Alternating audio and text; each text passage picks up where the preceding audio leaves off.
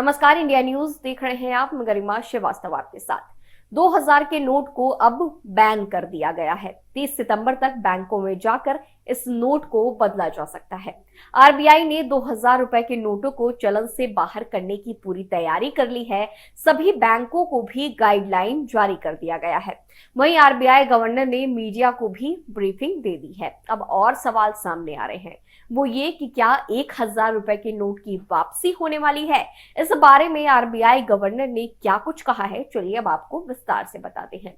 RBI governor ने इस बारे में साफ कर दिया कि 1000 रुपए के नोट को दोबारा से लाने की कोई प्लानिंग आरबीआई नहीं कर रहा। जब उनसे ये पूछा गया कि क्या 1000 रुपए के नोटों को फिर से सिस्टम में लाने की संभावना है, तो शशिकांत दास ने जवाब में कहा कि ये सब अटकलें हैं, अभी ऐसा कोई प्रस्ताव नहीं है। आरबीआई ने नवंबर 2016 में 500 और 1000 रुपए के नोट को बंद करने के बाद 2000 रुपए के नोट को जारी किया था। अब इसे 30 सितंबर तक बैंकों में डिपॉजिट या बदलवाना होगा। इसका प्रोसेस मंगलवार से शुरू हो रहा है। 1000 रुपए और 500 रुपए के नोटों को बंद करने के बाद रातों रात 10 लाख करोड़ रुपए गायब हो गए थे। इसी की भरपाई के लिए 2000 रुपए के नोटों को लाया गया था। आरबीआई ने ये बात कही कि सिस्टम में उस समय रुपयों की जरूरत थी। मौजूदा समय में पर्याप्त मात्रा में दूसरे वैल्यू के नोट भी अवेलेबल हैं और 2000 रुपए के नोटों का उद्देश्य भी पूरा हो चुका है, जिसकी वजह से 2018 से 19 में इसकी छपाई भी बंद कर दी गई थी। शशिकांत दास ने ये बात भी कही कि किसी को भी अपने 2000 रुपए के नोट बदलने के लिए किसी तरह की जल्दबाजी करने की जरूरत नहीं है। आरबीआई गवर्नर ने ये बात कही कि अब बैंकों में भीड़ लगाने का कोई कारण नहीं है। आपके पास 30 सितंबर तक यानी कि 4 महीने का समय है। उन्होंने आगे ये बात भी कही कि 2000 रुपए के नोट को बंद करने का असर इकोनॉमी पर काफी कम पड़ने वाला है। यानी उन्होंने साफ कह दिया कि इकोनॉमी पर इसका बहुत ज्यादा असर नहीं पड़ेगा। उन्होंने आगे ये बात भी कही कि 2000 रुपए के नोट सर्कुलेशन मौजूद कुल करेंसी का महज 10.8% है।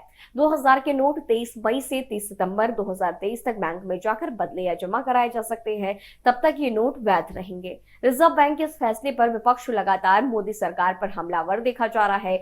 दूसरे इस सब को लेकर के कांग्रेस के अध्यक्ष मल्लिकार्जुन खड़गे ने सरकार पर निशाना साधा है। उन्होंने नोट वापस लेने के फैसले को पीएम मोदी की जापान यात्रा से जोड़ा।